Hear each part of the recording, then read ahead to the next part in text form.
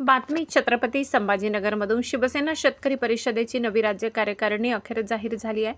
छत्रपती संभाजीनगर येथे प्रदेशाध्यक्ष माजी आमदार शंकरअण्णा धोंडगे यांच्या अध्यक्षतेखाली पार पडलेल्या महत्त्वाच्या बैठकीत ही घोषणा करण्यात आली। संघटन विस्तारासाठी येत्या सप्टेंबर ते ऑक्टोबर दरम्यान संपूर्ण महाराष्ट्रात विशेष दौऱ्याचे आयोजन केले जाणार आहे। या दौऱ्यानंतर जिल्हा आणि तालुका पातळीवरील कार्यकारिणी जाहीर केली जाईल। तसेच राज्याचे उपमुख्यमंत्री एकनाथ शिंदे यांच्या मार्गदर्शनाखाली लवकरच राज्यस्तरीय शेतकरी अधिवेशन भरवण्याचा निर्णय या बैठकीत घेण्यात आला। या नवीन कार्यकारिणीत उपाध्यक्षपदी नांदेडवरून दत्ता पवार, नाशिकवरून क्षेमराज कोर, बुलढाण्याहून भैयासाहेब पाटील, धाराशिवचे रामजीवन बोंदार, यवतमाळचे डॉक्टर वीना कदम, नागपूरच्या मनीषाताई तमशेटवार आणि पुण्याचे सुंदर संदीप लगड यांची निवड झाली आहे। विभाग प्रमुख म्हणून लातूरचे लक्ष्मणराव वंगे, जळगावचे ॲडव्होकेट निलेश महाजन, साताऱ्याचे अमित यादव आणि गडचिरोलीचे ॲडव्होकेट संजय ठाकरे जबाबदारी सांभाळतील। राज्य समन्वयकपदी कॅप्टन रामजीवन बोंदार, धाराशिव, बबनराव गवारे, जालना जयाताई राजकुवर, छत्रपती संभाजीनगर, प्राध्यापक मारुती जाधव सोलापूर, पुरुषोत्तम धोटे अमरावती, गणेश खंडोळकर सोलापूर, प्रकाश बोनगिरे अकोला आणि पांडुरंग अंभोरे वाशिम यांची निवड झाली आहे।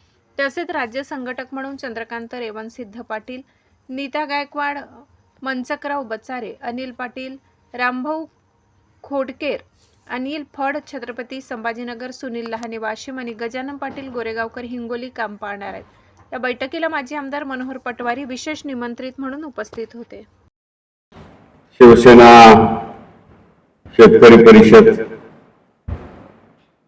राज्य प्रमुख हे दत्ताजी पवार आता नव्याने ज्यांची उपाध्यक्ष म्हणून निवड झाली ते आमचे दुसरे उपाध्यक्ष आमचे भैयासाहेब पाटील, आमचे तिसरे उपाध्यक्ष वीणा कदम सर, मनीषाताई तामशेटवार त्या आमच्या राज्याच्या उपाध्यक्षा म्हणून महिला, आमचे मेजर संदीप लगड उपाध्यक्ष, सर्वाला संदीप लगड, मेजर संदीप लगड, ते जय जवान जय किसान आहे ना, त्यांची एक त्रिदल संघटना आहे मोठी। सर्वांना आमचा नमस्कार। विशेषतः आज राज्यभरातील जवळपास 28 ते 30 जिल्ह्यातील, त्यांना आवाज करू नको, 28 ते 30 जिल्ह्यातील जे मागील अनेक वर्षापासून आपापल्या क्षेत्रामध्ये शेतकऱ्याच्या प्रश्नाविषयी चळवळी करतात, आंदोलनं करतात, अशा सर्व शेतकरी नेत्यांची आणि विशेषतः मधल्या काळामध्ये BRSच्या माध्यमातून जी काही महाराष्ट्रामध्ये मोहीम चालवली होती त्या मोहिमेतही सहभागी असलेले हे सर्व पदाधिकारी, सर्व नेते आज यांची एक बैठक आज इथं पार पडली आणि विशेषतः या बैठकीमध्ये 29 मार्च या दिवशी आमच्या सर्व MRS पार्टी, BRSचे सहकारी या सर्वांचा आदरणीय राज्याचे उपमुख्यमंत्री एकनाथरावजी शिंदे यांच्या उपस्थितीत शिवसेना पक्षामध्ये प्रवेश झाला। त्याच्यानंतर एक शेतकऱ्याचं राज्यस्तरीय अधिवेशन आमच्या नांदेडमध्ये मोठं पार पाडलं लोहा येथे, आणि त्या अधिवेशनामध्ये आमचे जे काही हजारो कार्यकर्ते होते या क्षेत्रात काम करणारे, त्यांनी शिवसेनेत प्रवेश केला आणि त्याच्यानंतर एकनाथराव शिंदे साहेबांनी शिवसेना शेतकरी परिषद ही एक आघाडी, ही एक फ्रंट, जे की शिवसेनेची अंगीकृत संघटना आहे, ती फ्रंट तयार करून त्याचा प्रदेशाध्यक्ष म्हणून माझी निवड केलेली आहे। आणि त्या निवडीनंतर या फ्रंटची किंवा शिवसेना शेतकरी परिषदेची एक राज्य कार्यकारिणी आज पहिल्यांदा आम्ही या बैठकीमध्ये त्याचा आपल्या हातामध्ये पत्रही दिलेलं आहे. त्यांची आज या कार्यकारिणीमध्ये या पदाधिकाऱ्याची निवड झाली. जवळपास 30 मंडळी आहे. मी वाचून दाखवतो. उपाध्यक्ष दत्ता पवार साहेब, उपाध्यक्ष भैयासाहेब पाटील बुलढाणा, नाशिकचे खेमराज कौर, यवतमाळचे वीणा कदम, नागपूरच्या मनीषाताई तामसेटवार, पुण्याचे संदीप लगड आणि धाराशिवचे रामजीवन गोंधळ हे उपाध्यक्ष असतील. त्याच्यानंतर विभाग प्रमुख भैयासाहेब आपले लक्ष्मीराव वंगे लातूरचे विभागाचे प्रमुख असतील. निलेश महाजन हे जळगाव विभागाचे प्रमुख आहेत म्हणजे खानदेशचे. अमित यादव पश्चिम महाराष्ट्राचे प्रमुख आहेत आणि ॲडव्होकेट संजय ठाकरे हे विदर्भाचे प्रमुख आहेत, गडचिरोलीचे राहणारे आहेत. आणि याच्यामध्ये राज्य समन्वयक म्हणून कॅप्टन बबनराव गवारे हे जालन्याचे आहेत. जयाताई राजकुंडल छत्रपती संभाजीनगरचे आहेत. मारुती कारकर, मारुती जाधव सोलापूरचे आहेत. पुरुषोत्तम धोटे अमरावतीचे आहेत. गणेश खंडाळकर सोलापूरचे आहेत.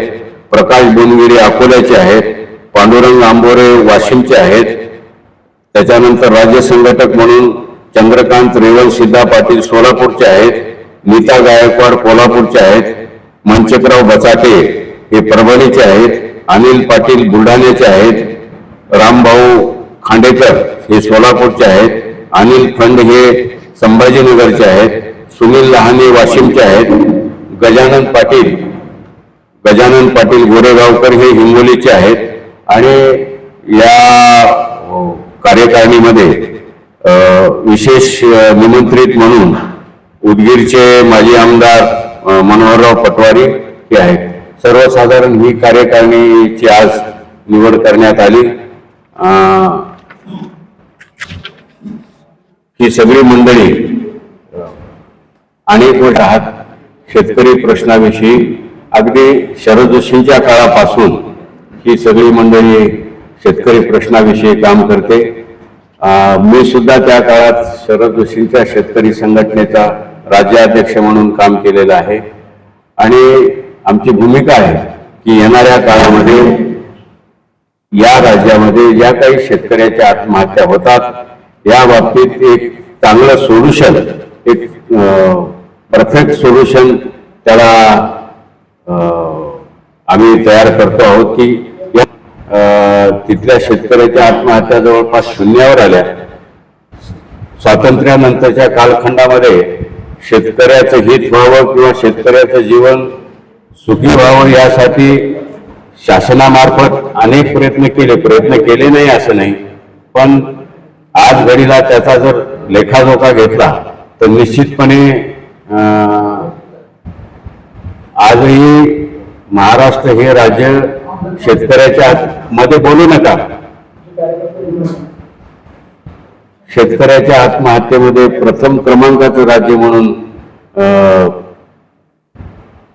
समजल्या जाते आणि ती वस्तुस्थिती आहे. याला आम्ही काही एक सोल्युशन करणार आहोत. येणाऱ्या काळात जिल्हा तालुका या शिवसेना शेतकरी परिषदेच्या माध्यमातून मी सप्टेंबरच्या दुसऱ्या आठवड्यामध्ये राज्याचा दौरा करेल. संपूर्ण महाराष्ट्रामध्ये तालुका बॉडी, जिल्हा बॉडी या संघटनात्मक बांधणी करेल आणि त्यानंतर हा दौरा पूर्ण झाल्याच्या नंतर साधारण नोव्हेंबरच्या शेवटी एक राज्य पातळीवरचं एक शेतकरी अधिवेशन आम्ही घेऊ. त्या अधिवेशनामध्ये या पक्षाचे सुप्रीमो एकनाथरावजी शिंदे साहेब यांना तिथं मार्गदर्शक किंवा प्रमुख अतिथी म्हणून आम्ही बोलावणार आहोत. आणि या सगळ्या दौऱ्यानंतर, या सगळ्या संघटना बांधणीनंतर जो काही शिवसेना शेतकरी परिषदेचा अजेंडा आहे ते निश्चित आम्ही ठरावाच्या रूपामध्ये त्या अधिवेशनातून शिंदे साहेबांकडे देऊ. आणि पुढची आमची सगळ्यांची भूमिका आणि वाटचाल एकच आहे की एकनाथराव शिंदे हे नेते एक असे आहेत की सर्वसाधारण निर्णय घेताना धाडशी स्वरूपाचे त्यांनी मुख्यमंत्री पदाच्याही काळामध्ये अनेक निर्णय धाडशी घेतलेत. फार काही त्याचा अभ्यास चिकित्सा न करता जर समाज हिताचा असेल किंवा लोकोपयोगी असेल, सर्व अर्थाने राजकीय दृष्ट्याही हिताचा असेल तर ते निर्णय घेतात. आमची आशा आहे की सर्वसाधारण या राज्यातल्या शेतकऱ्याचा जो काही कळीचा विषय आहे, बाकी सगळ्या सूट, सबसिड्या, अनुदान, कर्जमाफ्या या त्याच्या अंतुल्यापासून सर्व सरकाराच्या काळात कमी अधिक होतात, पण शेतीतला माणूस आजही अडचणीत आहे आणि त्याचं परफेक्ट सोल्युशन आम्ही त्यांना काढून देऊ आणि निश्चितपणे आमच्या मागणीला ते दाद देतील. तशी आमची चर्चाही त्यांच्या पातळीवर झालेली आहे आणि म्हणूनच आम्ही सर्व 5, 25, 30 वर्षातले जे काही चळवळीतले कार्यकर्ते आहेत, आम्ही सांगितलं की बाबा तुमची भूमिका सकारात्मक आहे हे आम्हाला माहिती आहे. तुम्ही कुठल्याही नकारात्मक भूमिकेत शेतकऱ्याच्या बाबतीत नाही, पण समजा काही पातीत सरकार असल्यामुळं तांत्रिक अडचणी जरी असल्या, पण जेव्हा केव्हा तुम्ही मुख्यमंत्री व्हाल, तुम्हाला येणाऱ्या काळात मुख्यमंत्री पदापासून आमची अशी आशा आहे की तुम्हाला कोणी थांबवू शकत नाही. त्या दिवशी मात्र या राज्यातल्या बळीराजाला जे काही कायमचं दुखणं आहे किंवा त्याला जीव गमवायची मानसिकता आणि भावना तयार होते, ही मात्र नष्ट होण्यासाठी जे काही आम्ही सुचू, आमचा प्लॅन, जो काही आमचा कार्यक्रम आहे, हे मात्र तुम्हाला अंमलात आणावं लागेल किंवा मग एखाद्या लाडक्या बहिणीसारखं तुम्हाला एक मोठं पॅकेज या बळीराजाच्या पदरी टाकावं लागेल किंवा त्यांना द्यावं लागेल. ही मात्र आमची भूमिका आमची आहे. त्यांनी त्या बाबतीतली भूमिका आमच्यासोबत सकारात्मक घेतलेली आहे. काही अडचण नाही. आम्हालाही या राज्यातला बळीराजा हा आत्महत्या करू नये अशी आमची इच्छा आहे असं ते बोलतात. आणि म्हणून आम्ही सर्वजणांनी निश्चय केलेला आहे की येणाऱ्या काळात शेतकरी समाजात जाऊन की बाबा आता एक आपल्याला शेवटचा पर्याय आहे, कारण सगळे उपाय आणि सगळे पर्याय संपलेले आहेत. आणि आमची अशी आशा आहे की ते एकनाथराव शिंदेच असा निर्णय करून आपल्याला दिलासा देऊ शकतील अशी आमची आशा आहे. आणि ते आम्ही शेतकऱ्यापर्यंत तो संदेश पोहोचू आणि हे सगळं उभा करू असं आमचं ठरलेलं आहे.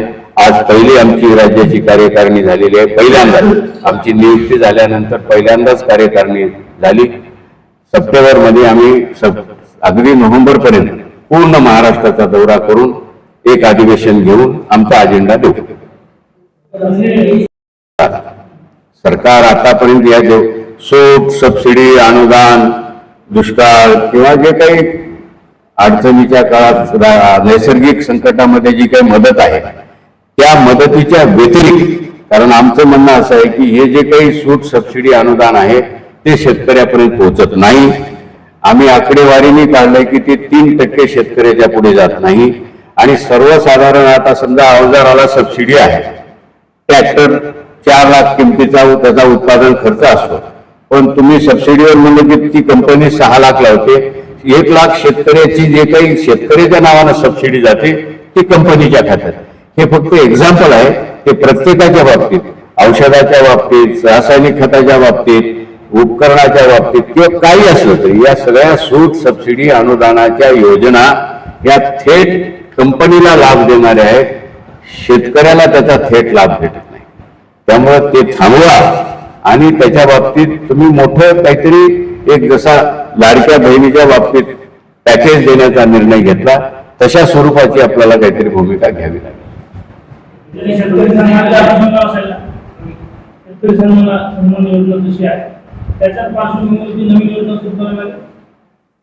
करावं लागेल, काय अडचण. कारण शेतकरी हा राज्यामध्ये 55% शेतकरी समाज आहे. शेतकरी किंवा त्याच्यावर अवलंबित्व असलेला समाज आहे.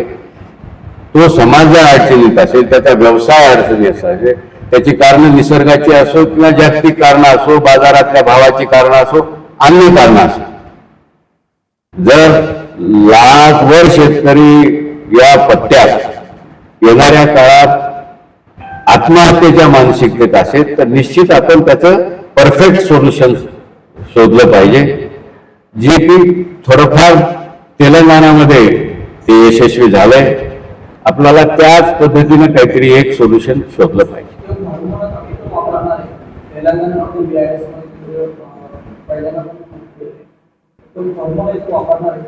नाही, असा फॉर्म्युला पर्टिक्युलर कुणाचा नाही, फॉर्म्युला म्हणून नाही. इथल्या शेती व्यवसायाचा शेतकऱ्याचा अभ्यास केला तर एक तर स्पष्ट आहे की महाराष्ट्र हा देशात, ठीक आहे, महाराष्ट्र तुमचा प्रगत आहे, नद्याची संख्या जास्त आहे, सह्याद्री सारखी देणगी आहे, सगळं आहे, पण मग तुमची इन्फ्रास्ट्रक्चरली ज्याला आपण प्रगती म्हणतो ती प्रगती आहे, पण ज्या राज्यातला शेतकरी देशात सगळ्यात जास्त आत्महत्या करतो याचं उत्तर बी आपल्यापेक्षा असलं, सरकार मायबाप म्हणून असलं पाहिजे. आणि त्याच्या बाबतीत आपण सोल्युशन राज्यकर्ते म्हणून शोधलं पाहिजे आणि ते केलं पाहिजे. राज्यकर्ते म्हणून मग जे सरकार आले ते कमी पडले, आपण स्वतः पण शेतकरी नेते म्हणून कमी पडतात. नाही, कमी पडण्याचा विषय नाही, हा विषय आम्ही सातत्यानं आज नाही, आता जवळपास 1980च्या दशकापासून मांडत आहोत. पण कसं असते की त्या काळात जुजबी झालेत ना, उपाय नाही असं नाही, पण ते जुजबी ठरले. शेतकऱ्यांची संघटना करण्याचाही प्रयत्न केला. आता 200-300 दिवस आम्ही तुरुंगात राहिलेली माणसं आहोत, तो विषय नाही. प्रयत्न झाले, त्याच्यावर थोडेफार जुजबी उपायही झाले, नाही असं नाही त्या काळामध्ये, पण परमनंट सोल्युशन काढावं लागेल.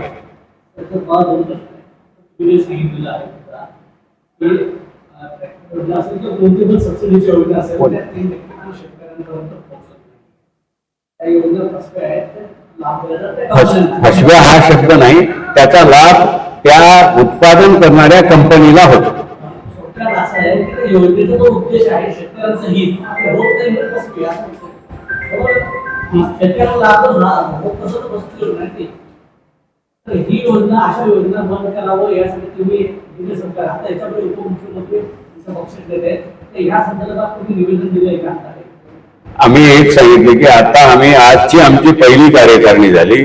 सप्टेंबर ते नोव्हेंबर आम्ही सगळ्या महाराष्ट्रात संघटना बांधणीचा आणि हा विषय शेतकरी समाजापर्यंत पोहोचविण्याचं काम करू. नोव्हेंबरच्या शेवटी आमचं जेव्हा राज्याचं अधिवेशन असेल तेव्हा आम्ही आमचा अजेंडा सरकार म्हणून, आमचे नेते म्हणून, आमच्या पक्षाचे नेते म्हणून आम्ही त्यांच्या पुढे ठेवू.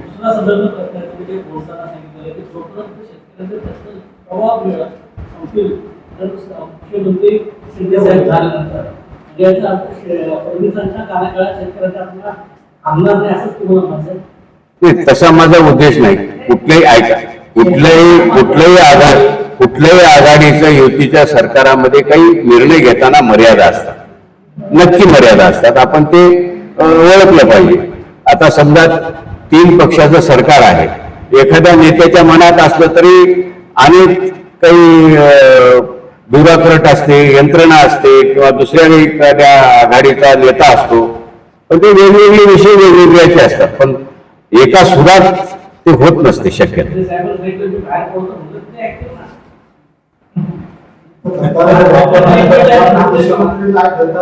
आम्ही कसं आहे, आम्ही व्यावहारिक मागणी करतो आहोत. आम्ही मागच्या महिन्याभरामध्ये सुद्धा आपल्या इथं मराठवाड्यामध्ये 128 शेतकऱ्यांची आत्महत्या झालेल्या, सरासरी 3 शेतकऱ्यांच्या आत्महत्या गेल्या 18-20 वर्षाच्या वयात आकडेवारी आहे. 2001 पासून हळूहळू वाढत ती दरवर्षी 1000च्या वर घरात राहते.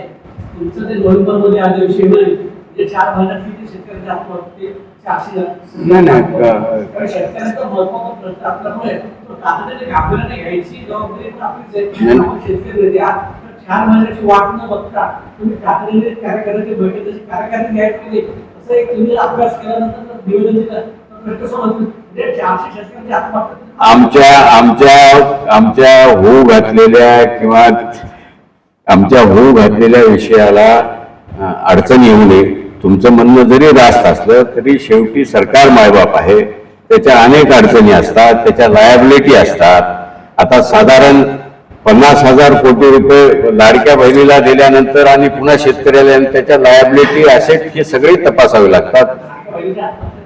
नाही ना, ते विषय नाही. हा राजकीय, आम्ही आमचं मत नाही, तुम्हाला त्याचा राजकीय फायदा होऊ द्या, नाही असं नाही, पण या विषयाचं परमनंट सोल्युशन काढावं लागेल. आणि तुम्ही घाई करू नका. एवढ्या वर्षापासून आम्ही दम धरलाय, 30-35 वर्षापासून दम धरलाय, या क्षणाचा दम धरलाय. आम्हाला वाटते या वेळेला आम्ही हा आमचा प्रयोग 100% यशस्वी होईल. विभागीय आयुक्तांनी चांगला अभ्यास केला आहे, शासनाकडून दिलेला आहे, शासनाच्या परंतु प्रत्येक शेतकऱ्याच्या घरात जाऊन त्याची आर्थिक, सामाजिक, राजकीय जी काही त्याची परिस्थिती आहे ती जाणून घेतली होती. त्या त्यांनी एवढं पण सांगितलं होतं की काही काही असे शेतकरी आहेत की जे आत्महत्या करायच्या त्याचं विचार झालेला आहे. मी माझं तेच मत आहे. तुम्ही या बाबतीतलं केंद्रेकराच्या बाबतीत बोलताय, ते माझे मित्रच आहेत. माझे प्रश्न त्यांनी ठीक आहे, त्यांची जबाबदारी पार पाडली, त्यांनी ठीक आहे, ते काय आता प्रशासकीय आता त्यांनी ते राजीनामा म्हणता येत नाही, त्यांनी स्वतःच घेतलेला आहे. मला काही त्यातलं डिटेल माहिती नाही, पण याचा अर्थ तो अहवाल चुकीचा नाही एवढं मात्र स्पष्ट आहे.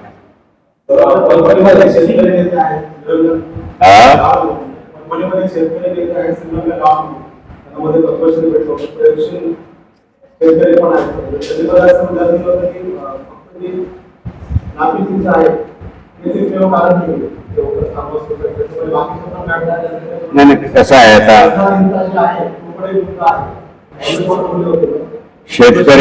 शेतकऱ्याच्या आत्महत्येच्या बाबतीत आणि शेतकऱ्याच्या आत्ताच्या परिस्थितीच्या बाबतीत अनेक जण त्याच्या पद्धतीने त्याचे निष्कर्ष काढत असतात. मंत्रालयातले बाबू वेगळे काढतात, बुद्धिमान वेगळे काढतात, शेतकरी नेत्यांच्या वेगवेगळ्या संघटना आहेत, त्यांचे नेते वेगवेगळे आहेत. आता ते पाच आंधळ्यासारखं हातीचं असल्याने आहे.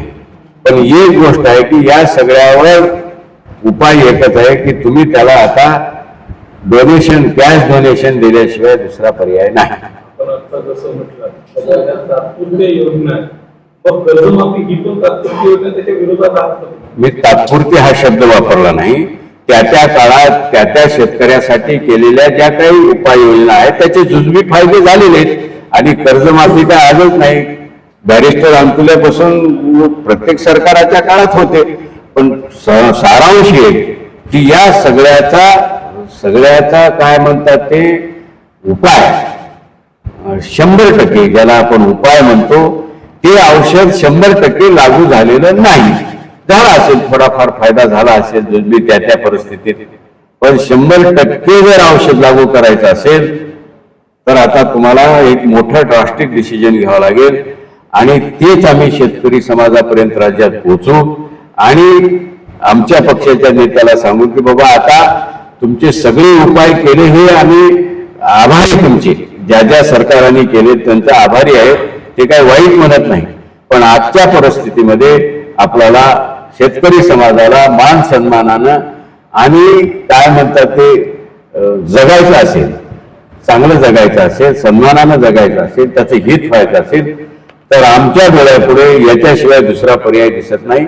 हे आमच्या शिवसेना शेतकरी परिषदेच्या वतीनं आम्ही आमची मांडणी करू, लोकात जाणार आहोत ना.